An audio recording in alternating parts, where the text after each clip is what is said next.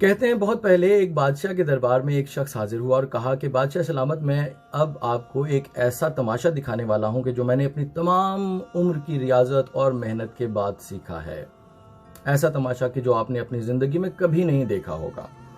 بادشاہ نے کہا کہ ہاں ضرور دکھاؤ، اگر میں خوش ہوا تو میں تمہیں بہت سا انعام بھی دوں گا۔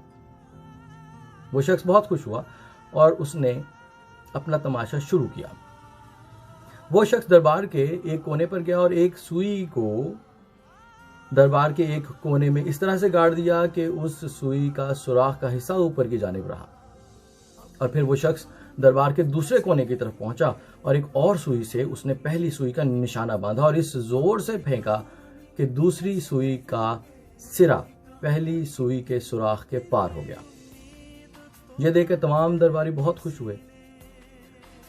اس شخص نے بادشاہ کی طرف بھی داد طلب نظروں سے دیکھا۔ بادشاہ بھی خوش نظر آتا تھا، اس نے انعام بھی دیا اس شخص کو، اور جب وہ شخص دربار سے رخصت ہونے لگا تو بادشاہ نے کہا کہ ابھی رکو، ابھی انعام کا کچھ حصہ باقی ہے۔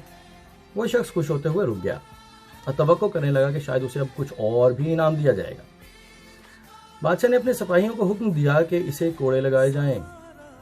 اس پر وہ شخص حیران ہوا اور پوچھا کہ بادشاہ سلامت، اس کی کیا وجہ ہے؟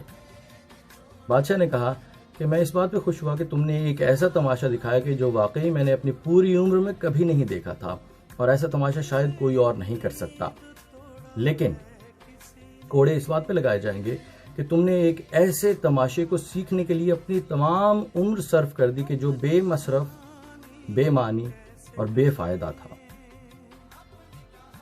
آج میری سالگرہ ہے اور میں سوچتا ہوں کہ کچھ عرصے کے بعد خدا تعالیٰ کے دربار میں حاضر ہو کر جب میں اپنی چند نظمیں، غزلیں، ٹوٹے پھوٹے بے وزن اشعار پیش کروں گا اپنے اعمال کے طور پہ، تو اس پروردگار کا کیا سوال ہوگا اور میرے پاس اس کا کیا جواب ہوگا؟